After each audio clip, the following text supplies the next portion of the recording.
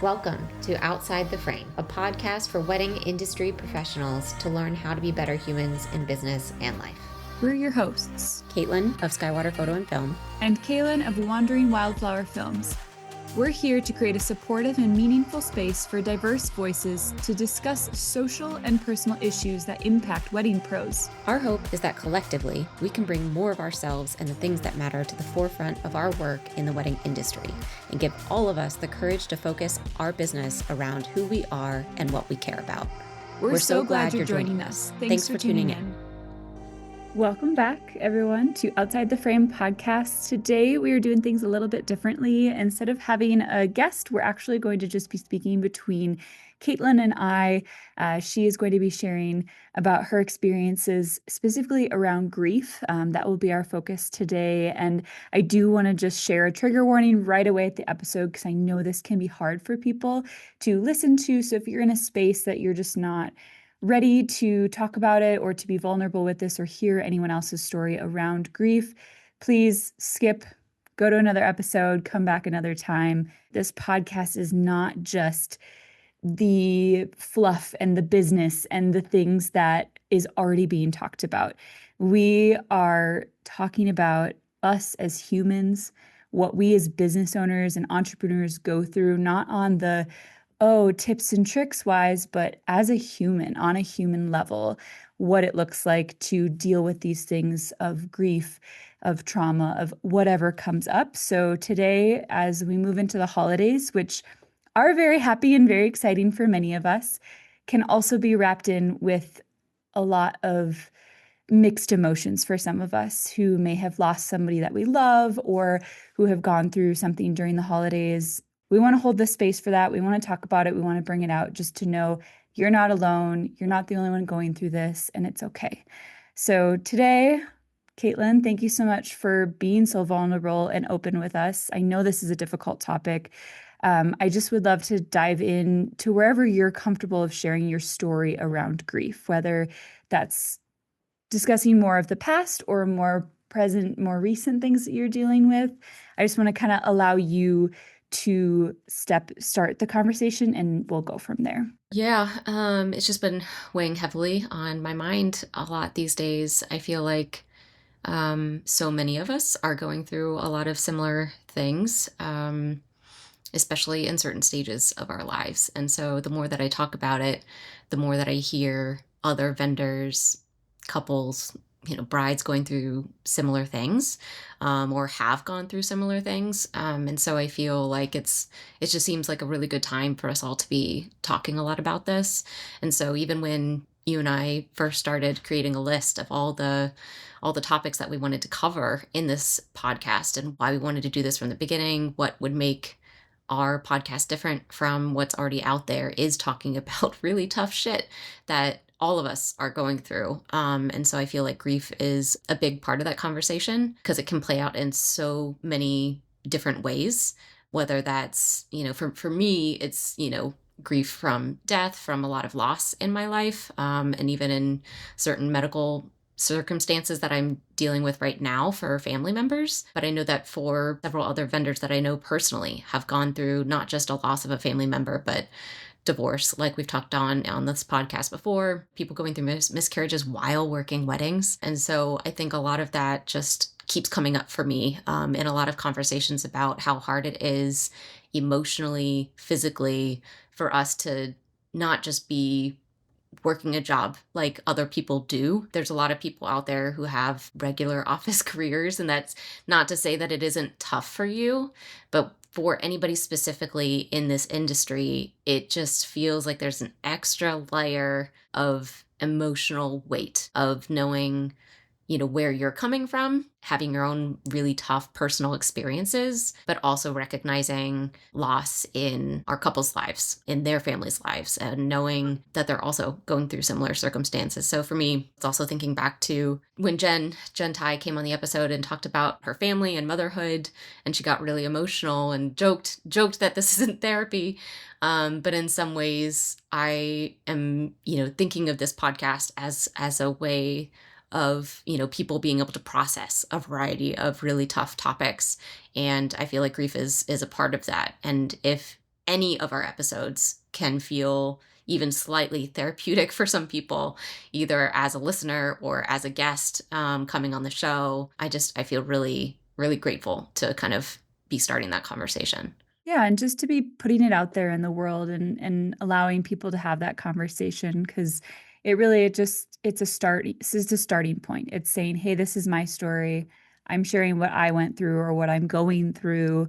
You're not alone, right? That's something that comes up a lot. And yeah, I just think it's very vulnerable, and we really appreciate you being so open with me. And I know we've had conversations and then with all of the people that you know.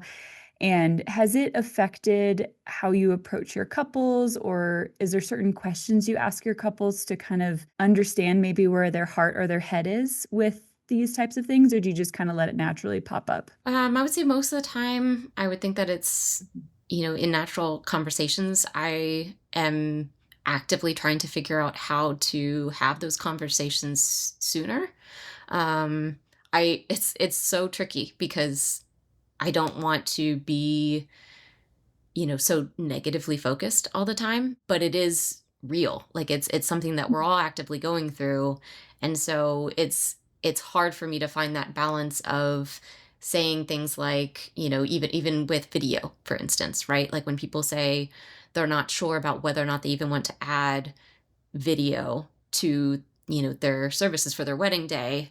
I think that people don't often think about it in the sense that, well, what if somebody that that may give like a really important toast or speech, or somebody who's going to be leading your ceremony, saying a few words, all of that, if they pass away in the next even 5 or 10 years, how invaluable it is to have a record of that and being able to hear, the inflection in their voice and, see their laughs or their tears or whatever it is. It's hard for me to figure out how to bring that up to people like in the sales process, right? Without it seeing like such a downer.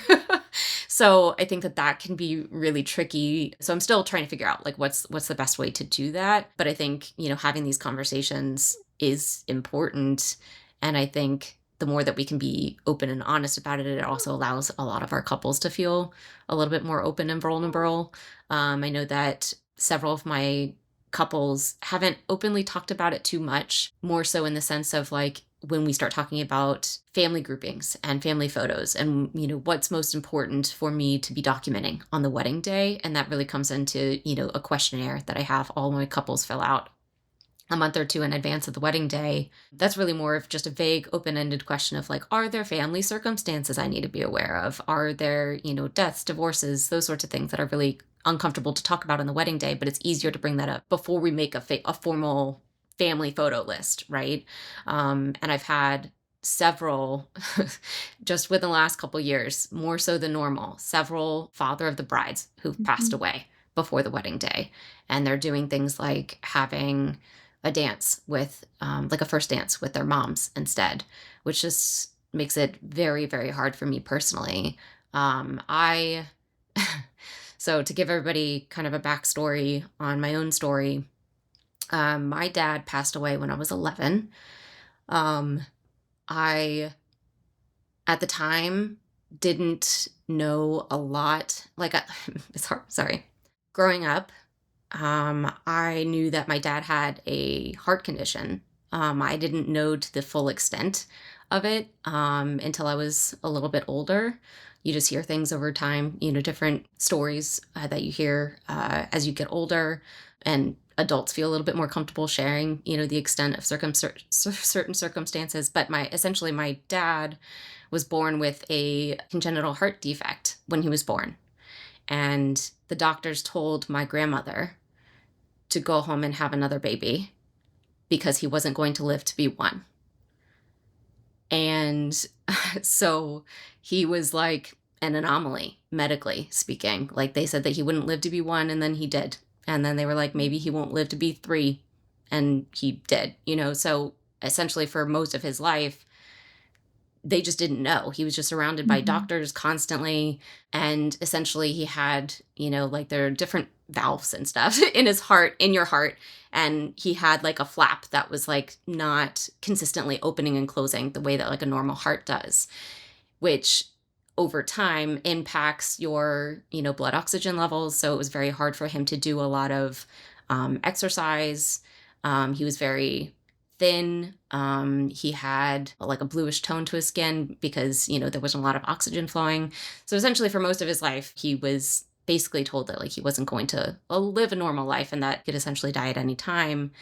But as time goes on and medical advances change circumstances, they learn new things. Over time, he was placed on a list for a transplant, for a double lung transplant, since his lungs had become so weak. Over time, that was like a big thing for him.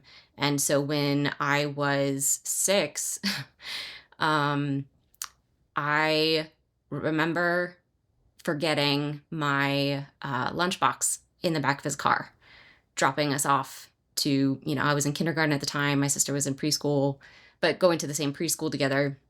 And I left my lunchbox in the back of his car. He comes to drop it off. We were upstairs on the second floor in our classroom, and he drops it off, kisses me goodbye, and like, I don't know, a couple hours later, maybe an hour max, we turn around the corner to go downstairs to lunch or down to the playground or something, and he's like passed out halfway down the stairs. Yeah. It was, like a lot of things happened all at once. Like ambulance was called. We had, parents show up, all of that stuff. And it's hard for me to think about because, I felt guilty as a kid. You're like, would things have been different if I didn't forget my lunchbox? But in the grand scheme of things, it was probably a blessing in disguise because something about the timing of things allowed him to move up more quickly on his transplant list. Essentially, they, organize those transplant lists based off of your condition. And so the worse your condition is, the higher you are on that demand list. And so it did move him up the list. And within the year or two after that, he did get the official call to get lung transplant. And so I was about, 7 or so years old when he had a double lung transplant. And while they were doing that surgery, they also worked on fixing what they told us at the time, we're 7, the hole in his heart. So whatever that means. And essentially, after that, it was like he was, as normal as you can be under those circumstances. He ran his first marathon. And for the longest time, it felt like we were almost like a normal family. And he died when I was 11, which was mostly unexpected. But essentially, he came down with a condition and he ended up being on medications and just fell asleep in his office chair one night. We were, my sister and I and my mom were in North Carolina with our family there. And so essentially, it was like we weren't even home. And she got the call from his boss who said that he didn't show up for work that day, didn't answer the phone calls, and his boss drove to our house to see what was up, what happened, because that was just very unlike him. And so, we weren't even home when he passed away. And so I had, that's something that you go through like as a kid. And I know that was very rare, right? Like I didn't know any other kids who had lost a parent, especially, so young, that it was just always something that I think, I don't know, growing up made my perspective a little different. But I also didn't see that as being true trauma until later on in life when I was talking to a therapist about everything I had gone through in life. And she was talking about how traumatic all of that must have been. And I looked at her and I'm like, but, it's not like I grew up with abusive parents. I haven't, gone through all the really traumatic circumstances that other people have PTSD from. Like that doesn't seem like that's trauma to me. And so she kind of broke it down into two two buckets of, big T trauma versus little T trauma, of like, obviously there are things like war and assault and all of these other things that she would consider that in society might see as like big T trauma. But that doesn't mean that like all these other losses that all of us go through aren't still in their own ways traumatic. And so, yeah, I don't know, just as I've gotten older, it's just kind of added to it, because in college, one of my friends passed away. That was a little bit more expected because she had cystic fibrosis. So that was, that's, for those that don't know, cystic fibrosis is a terminal disease. So that was something that I felt gave me like a different, perspective, like with our friendship, because I had already gone through a loss. All that to say, I lost my father when I was 11. I had a friend die when I was in college. A couple years ago, we lost our dog, who also passed away while I was working a wedding, away on a trip. So I wasn't even home. Vaughn dealt with it all on his own. And then, a couple years ago, we got the diagnosis for my mom's Alzheimer's. And she's not even 60. So hers is like more of like an active grieving, because it's not a normal disease, right? It's not something like cancer that she's going to be battling through. No, it's only going to get worse over time. And I think in some ways it's added an extra layer to that grief, because she's also actively losing memories of me and my sister. She's losing memories of my dad, who passed away. So like all of that just seems like that's just, it's disappearing actively. So yeah, when I'm like at the, working these wedding days, it just, it kills me. And it makes it really hard to be focused on being there, being present for my couples, while also trying to be creative and being present and being joyful. Yeah, we can't just turn our brains off when we show up to work. Like we can't. When I was going through my divorce, I was still going to school, I was teaching. I would have breaks where I would literally just sit and cry in my classroom. And like that's what you have to do. Like you just have to step away. Are there things you found that help you work through a wedding day a little bit better? Because I know, like, obviously you have very specific things that trigger your experiences and your memories and your emotions. Are there anything that you found to work through those during a wedding day? I do agree, taking some time to just, even if it's just in a corner in a separate room, being able to walk away for a couple minutes to kind of, recollect yourself, to let it out however you need to. I do think that that's something that I think is hard, because we don't want to feel like we're taking away time from our couples, but it's necessary, to be able to just let yourself feel it. And I think that a lot of people don't do a good job at that, because they like to suppress it and hide it for a really long time. And actually for years, when it was,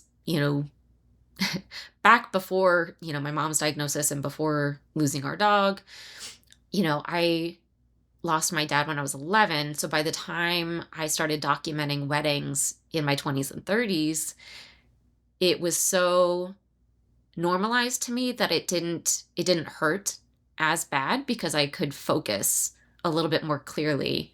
And I had so much time grieving that it didn't seem so fresh, and that I was able to, I don't know, trick myself mentally of like, oh, well, I've got a camera in my hands. And if I'm just focusing on the moment and the people in front of me, then I'm able to dissociate a little bit and not make those connections immediately in my head, because I'm like, okay, if I'm working, if I'm actively focused on something, then I don't have to like feel all that other stuff going on internally. And I think that that's just become a little extra difficult over the last couple of years, because it's not just myself, but it's also seeing that like reflected back in the couples that I'm working with, that they're actively going through this. I've had just this year 3 separate brides who have lost their dads and are doing special things with their moms. And I was like, had I thought about the potential of like losing my mom and her memories, maybe I would have done my wedding a little differently. We have a great stepdad. My sister and I love him to death. He's, he loves my mom to pieces. He's taking great care of her. So, when we had my wedding, I thought it only made sense for him to play that role of, stepping in and doing a first dance with him, because he didn't have kids of his own. And he probably wasn't ever going to have that opportunity with somebody else. Now that I think about it, I was like, I also should have done at least part of that dance with my mom. And it didn't even cross my mind. So yeah, I just feel like it's kind of added to that this year, especially even seeing there was another bride this year who got a tough diagnosis about her dad. And right now, I still don't know the latest circumstance, but they just everybody there emphasized that they just kept like nudging me over to like taking extra photos of him, because I felt everybody could feel the weight in the room, not knowing where things were going to head. And that's so powerful to be able to step in as the photographer, as the videographer, to make it extra special and to make sure that we're doing that. But it is hard. Did you talk to these couples specifically beforehand? Because I know you do the questionnaire and you get the information, but you do talk to them about your own experiences with your loss of your dad and your mom going through what she's going through. Like, are those things that you brought up in conversations with them, or did you keep it pretty, like, I don't know, behind closed doors, I guess? I have a little bit. I don't think I've talked about it as much as I could do a better job of that now, of asking questions or bringing up my own circumstances. I think it is just, trying to figure out how to bring that into conversation of like, relating to people without making it all about me.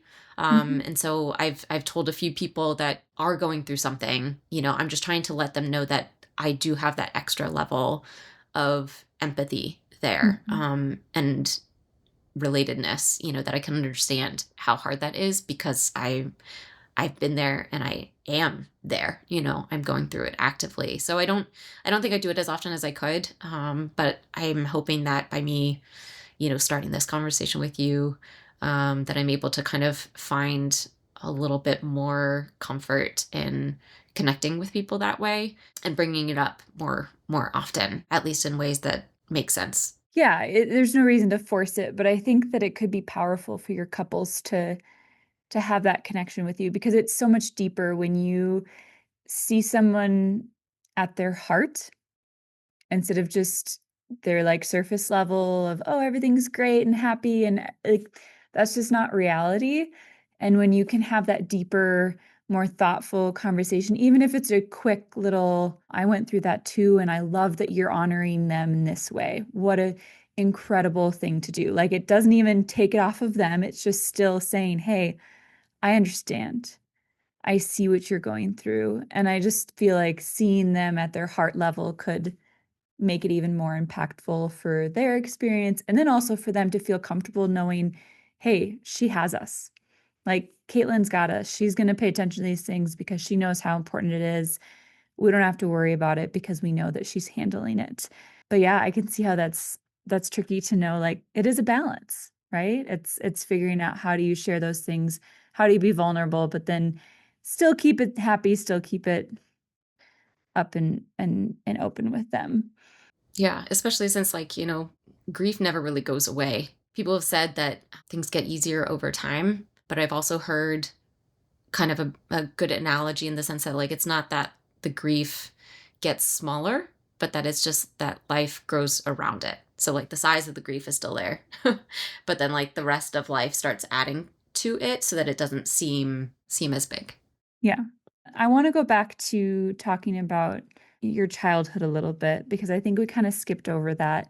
And I would love to dive into that a little bit more, because you had said something about that you didn't see it as trauma until your later years, right? You were with a therapist and she was talking to you about the big T and the little T of trauma, and that just thinking about seeing your dad passed out at school, getting taken by the ambulance, like all of those things absolutely are traumatic.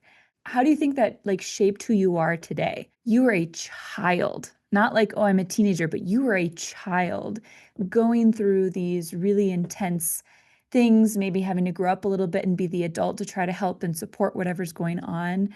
How has that shaped you as a person or even just like shifted your view on the world? That's a great question. I don't even know that I could answer it in a short, short podcast episode. Yeah, I think for me personally, it allowed me to grow up, like become more mature a lot quicker than most kids, just because, yeah, I think when you're a child and you're going through just normal kid stuff, I think that, you just have a different process in life, a different journey. And so losing somebody in your life that's a parent, like your immediate family, it just felt so different because everybody else that I had talked to, the only thing that they could relate was like, oh, well, like they had a grandparent that died when they were young or something, but they didn't really know their grandparent or something like that. Yeah. It wasn't somebody that was in their house. I think that just added an extra thing for me to process that most kids didn't have to process as an 11-year-old. So in some ways it definitely, yeah, just made me more mature, and I felt like anytime there was, drama going on in school or with friends and stuff, sometimes it just didn't seem like that big a deal. Like it was big, right? Like it's still something that like, oh, well, he broke up with me and I'm going to cry about it for a day or two. There was obviously there's all of that and all of that too.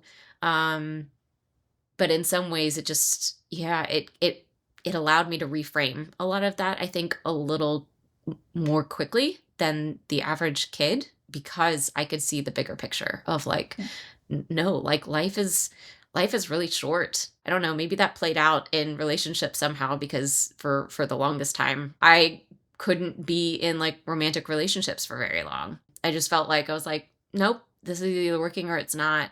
I'm just thinking about this now out loud. But I'm like, maybe that was something in the back of my mind that was like, life is short and I don't know that I want to like waste my time with somebody if I know that like I don't want to be with them forever. So Yeah, absolutely. yeah, I think that was definitely part of it for sure. And other than that, I mean, it was really just a lot of processing through writing and through art and through dance. For me, it just allowed me to feel, I don't know, like it could make me, a better writer from the start, because I had something, I had gone through something that other people hadn't already. Yeah, that was something I was curious about actually, was like how it informed you or changed you as an artist. Because I feel like being an artist, it's so emotional and it's so like heart driven. And how do you think that you've brought that into, yeah, your art, your video, your photo, your writing? It does it in a few different ways. For me as a writer, um, I process almost everything through writing or through a lot of self-reflection. Mm. So yeah, I've spent a lot of time as a kid, as a teenager, um, in my room writing, like 90% of the time. If I wasn't writing, I was reading something. So for me, something about words on a page really felt very therapeutic for me. And I know that that's different for everybody. Everybody processes grief differently, but that was always kind of like my go-to. And so that's also why I felt, for a long time that I didn't really think that I needed therapy, that I could like process well enough on my own, regulate myself. I'm learning now that that's not the case, that like we all have our limits. Yeah. But, when it comes to, say like the art of photography, it definitely gives me a whole different sense of trying to be more present and trying to actively document things in a way that honor the people and the emotions that are happening, because I know that they're so fleeting, that they are temporary and that this day is one day in their lives, but it's also quite possibly one of the only days, if not the only day, that, your entire families will be joined in one place.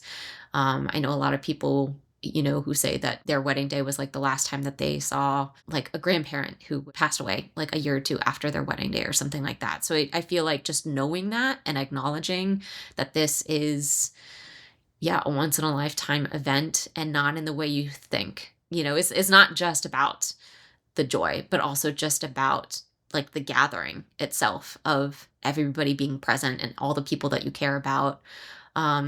So I think that, being behind the camera, just recognizing that and giving space for that, and also just really paying attention to who are those most important people that the couple cares about most, and trying to, just really be aware of where their families are in that space. Like, are they crying in a corner watching their first dance? Are they saying some words during the ceremony? And just really trying to focus on all of that joy and that presence, and really just being grateful for it, I think can really help go a long way to bringing back the focus of the day on what matters most to the couple. If they have their family there, just like really bringing it back to what matters most to the couple. I think that that's something that as a wedding industry as a whole, we've kind of lost. Like we've kind of lost the point of weddings, right? Like in general, I feel like it's become, and I think it's starting to turn back, but I think it's become this production.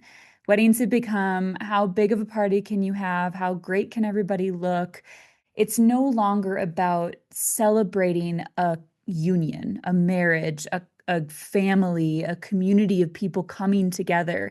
I think the goal of weddings has kind of been lost with some part of the wedding industry.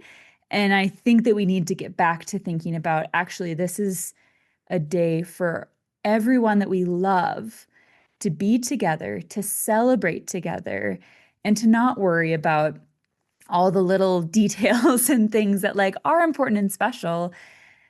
But I think we've lost that like intentionality behind weddings somewhat. It's become a little bit more surface level.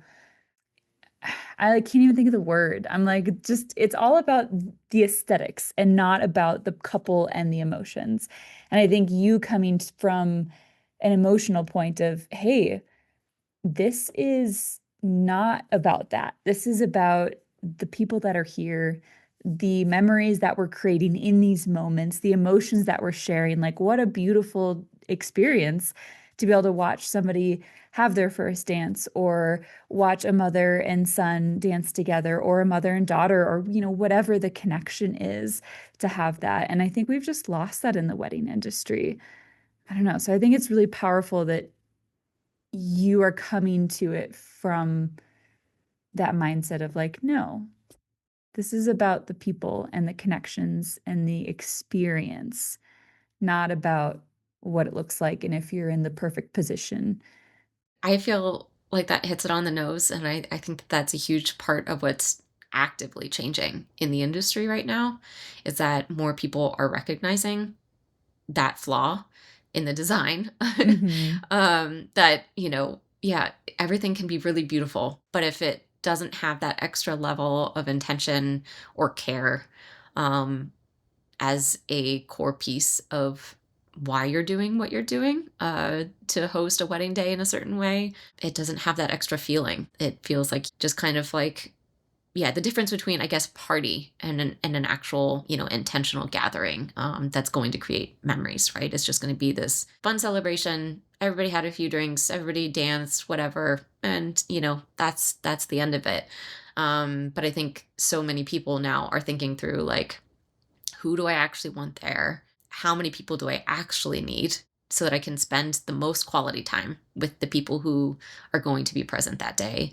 And even thinking through, logistics of, people speaking and stuff. I think that, people are thinking through a little bit more deeply of like, who do I want to lead our ceremony with a little bit more intention? Do I want my aunt or my cousin, who I've known all my life kind of thing, to say a few words during the ceremony? And I think that that's at least I think, becoming more of a trend right now. And I'm really grateful for it because I feel like the celebrations are better. It's making for better photos and videos, right? Like I think Yeah. it's funny that it circles back around to that, right? That like, a lot of weddings have trended towards things that are just super pretty. And now it's kind of like, well, if we stop focusing on that solely, then it does come back, it circles back around to actual really beautiful moments. Does that make sense? Like a beautiful emotional moment that Yeah. wasn't planned, that you can't plan for. And I've been trying to think through this. I have this like social post in my mind, and I'm trying to think through of like, how to phrase it, that there are so many beautiful moments in wedding days that you can't plan for. Like they're not going to be on your Pinterest board. They're not even really going to be things that you can quite pick up on in seeing a full highlight film or a full gallery from another photographer or videographer as you're searching for the right vendor for your wedding day. Because those images they're not yours. Like it wasn't your wedding day. So it's hard for you to know like the level of like that importance of a certain image. And so, yeah, without knowing that backstory. And so I'm trying to, go through past galleries lately and pick out a handful of images to be able to give that story a little bit more space on on the social media feeds, and be like, hey, listen, these are like examples of really beautiful, real moments that they didn't ask for. It wasn't planned. And yet, if you hire the right vendors who have that perspective and are aware and are paying attention, to be able to document those moments, and I don't know, honor them in a little bit more of a true way without having it be so contrived or, forced, like it's just, it let it unfold naturally. Yeah. Yeah, it makes it less forced. It makes it less worried about, "Oh, I have to get the right camera angle or the right composition." It's about the emotion and the people. It's about the people. It's not about the aesthetics, but that was kind of a little rant that I had to fall into. I was just like, "Man, I love that you can come to it in such an emotional way." And it is such a more powerful way to tell stories because you're able to give people and couples and even their families and their loved ones, you are giving them such a gift. And it is such an investment to pay for wedding photography, pay for wedding video, whatever it might be, but you truly are giving such a gift. And to be able to give them something that's not just aesthetically pleasing, but something that is meaningful and will draw emotion back from them and memory from them is so much more powerful. Is there anything you're doing considering that, your mom is going through Alzheimer's right now and you're having some of those memories and things getting lost from her? Is there anything that you're changing in your day-to-day life to document your own life so that you have those memories captured? It's a little bit trickier now because a lot of the things that, a lot of the conversations that I'm having with my mom don't always make logical sense like they used to. But luckily, when we did get the first official diagnosis, like, my immediate actions were that, like, every time we were having conversations or every time I was back home in Florida visiting, I would just, without her even really knowing, I would just hit record on my phone and like ask her questions, like let her just ramble and talk and speak into, um, speak out loud, some of her favorite memories or stories and stuff. And so I have some of those recordings, and then just in general, more writing, and reading on my end. Like I think, um, since that's always been a huge way for me to process, that's still actively what I've been leading into most, is really just, putting a lot of that on paper or typing it up on the screen rather. But for a while, I was really not ready to start reading other works by other people going through similar things, because I really wanted to, I don't know, be able to write on my grief actively from my own perspective without having like those external authors' voices in my head. Yeah. That said, I am now seeking out other books, and so I'm having my stepdad's sending me some books that he's read on, caregiving for people with Alzheimer's. I just started reading a book called Grief is Love from somebody who had lost her mom. So that was, very, very difficult to start because I'm like, crying on the first page. Yeah. But but I feel like it's necessary to like, get through the day to day and to like actually grapple with it, because I feel like it's just going to get harder as time goes on. And if I don't actively process that now, that's only going to get harder. So from like a personal side, obviously lots of reading and writing going on right now. Recording as much as I can with her.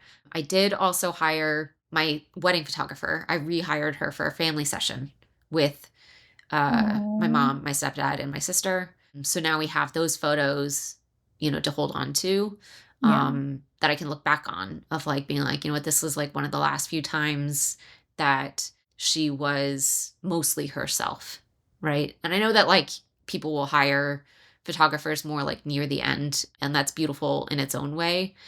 But I really wanted to like look back and be like, no, like this was like one of the last few times that she was more herself. And so we did that, and then followed it up with like a dinner, like with us as a family, which we hadn't done in quite a while. I went home for like a long Christmas break. Like we did like a nice rental house, just me, my husband Vaughn, my mom, and my stepdad, and their dogs, and that was nice. That was like a nice little like holiday, because it felt like that might also be, one of the last few holidays that she has that she's generally aware of like what's going on. Aside from the personal things, from like a business standpoint, I've been really trying to, figure out how to be a little bit more honest and forthcoming with couples about, not just for myself, but where are they at, and trying to ask better questions to make sure that I'm aware of like what's going on and what matters most to them. So I feel like that's just like a constant focus of mine these days, is really just asking what do you actually, when you think back on your wedding day years from now, I want to know like, what are you most looking forward to seeing, looking back on and stuff. And even though a handful of times people will be like, oh, like I want to see the views, and stuff like that. But I'm like, you can always go back to a place. You can go back to the venue. You can go back to the national park. So like, these days I just feel like more and more, I keep hearing people say things like the emotion or the candids, whatever it is. I feel like that's coming up a lot more often. I'm also trying to make sure that I'm also just giving myself time. I think that as I'm thinking forward to some of the events that I have planned in the next year, I'm really trying to make sure that even if it wasn't already included in some of the wedding packages, that I may add on a second photographer, a second videographer for certain circumstances, to give myself that space and that energy, so that I don't have to feel like, if I'm having an emotional moment, that I can't step away for 5 minutes to give that to myself, right? That if I have the right team in place, that it won't impact the gallery or the video that is received, because I have it covered by a great team. That does also make me think back to another thing in general. Is just, like if you have the right team in place, that you can have the freedom to utilize that in emergency circumstances, because I have no idea what the future holds, right? How would things have been a little different if I knew that, 2 years ago or a year and a half ago, that when I was flying back to Colorado for a wedding, if I had known in advance that Bruiser, our dog, was going to have seizures to the point where they wouldn't stop, and it was ultimately led to him passing away while it was away, I don't know. I had already felt that pressure once. 2 years before he passed away, it was another wedding weekend. I had to drive out to the western side of Colorado when he was about to have surgery for a tumor on his spleen. Like, why does everything always have to happen in the middle of wedding season? I don't know. but yeah, you like go through the circumstance of like, oh, well, like who do I have with me? And like who can I find to like cover things? And so yeah, I don't know. I'm trying to actively plan for making sure that I have all the connections in place, that it doesn't have to be as stressful of a circumstance if I need a last minute coverage for something, right? The more that we can keep supporting each other in those circumstances, and making sure that we have great connections with people that we trust to step in at the last minute and still document the day in a really beautiful way. I think that can be a huge relief for not just for couples, but for your own sanity, right? Making sure that people who can help you when you need it most. That's where community in this industry is so valuable, because it isn't like a regular desk job where you can just call out. Is there anything else that you found that's helped you move through your grief and still be present for your things? I know you mentioned, having the supportive group, and you're doing a lot of reading and writing, taking that time. Is there anything else that you think is really vital to just staying sane and moving through these these insanity moments and just these difficult times? I am really blessed in the sense that I have a partner who gets it, who understands how difficult it is. So I think that that's something that I recognize that not everybody listening will have that. But I do feel like that helps. Like, even if it's not a romantic partner, even if you can find just, one really good partner in life, partner in crime, whatever you want to call it, to really be there for you and listen, can really go a long way. But I've also found that me personally, it didn't seem like that was enough as of recently. And so I am actively currently shopping around for therapists. So I know that can be a huge help for a lot of people. And then ultimately, I lean a lot on comedy and laughter. And that was also something really huge for both people that I had, lost in my life already. My dad was one of the funniest people. People said that repeatedly for years after he passed away. He just had this like amazing sense of humor. And my friend Ellie, who passed away in college from cystic fibrosis, also was just like her own sense of very dark humor. And I think that the more that we can, lean into that and also try and find the humor in really dark moments, that it can really go a long way. And that's not to say that everything about it is funny, because it's not. But I think that the more that you can find even a sliver of humor in the darkness, that it can really go a long way in keeping keeping you sane and finding ways to accept it and laugh about it, and look back on things a little differently, without just a gray cloud over everything. I mean, that's life in general too, is just thinking, not forgetting about the positive things, not forgetting about the good that is in all of the dark, because that's what brings us through, right? Like, without that little spark of light, we don't know where to head, we don't know where to go. So being able to focus on that is really powerful.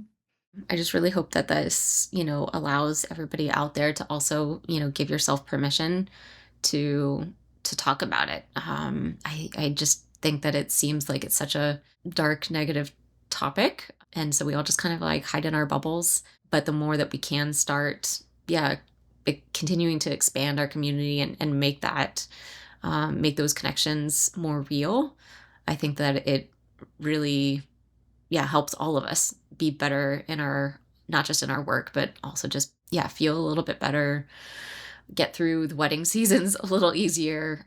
So the more that we can keep, talking about this, I think that it can go a long way for all of us. Absolutely. Yeah, 100%. Well, thank you so much, Kaitlyn, for being so honest and vulnerable today.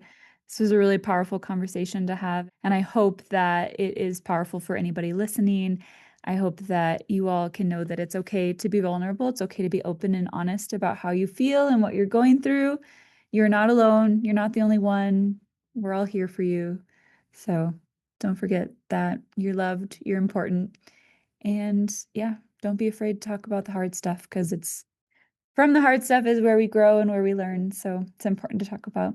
Anyway, if you enjoyed this conversation, please comment, like, share. Also, if you have certain things that you want us to talk about, let us know. You can reach out on our website, outsidetheframepodcast.com. And you can also comment on wherever you get your podcasts and follow along for our next episode. Thanks so much for being here.